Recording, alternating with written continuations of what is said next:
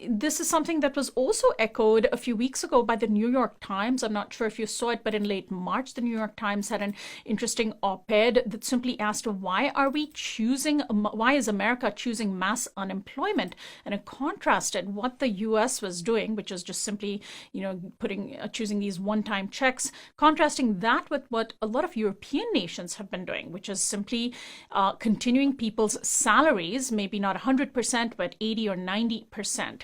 This seems like an obvious answer, right? So what exactly does Pramila Jayapal propose? Yes, her Paycheck Guarantee Act would guarantee 100% of wages for workers at companies that have either shut down as a result of the crisis or been significantly harmed by it. And that sounds like a lot of money going to a lot of people, but when you think about it, taxpayers are already going to be on the line for unemployment insurance.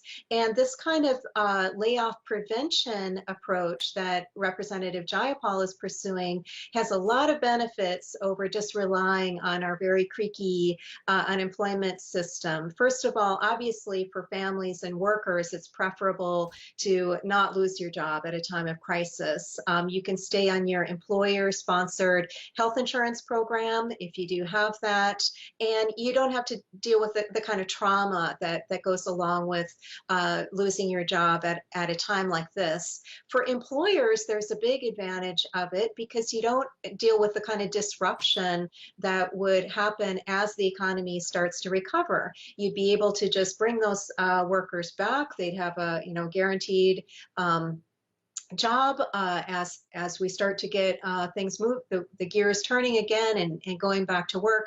And they wouldn't have to deal with all of the expenses and hassles of recruiting new employees, training them, onboarding them. And so I hope that this does get a serious look. Something like this is in the airline bailout for airline employees, at least through the end of September, but broadening it out to many more employees would make a lot of sense and build on some of the lessons we've seen from other countries. Now, on the airline bailout, isn't it more of a direct payment to the company to keep workers enrolled as opposed to simply giving workers the paychecks directly from the government?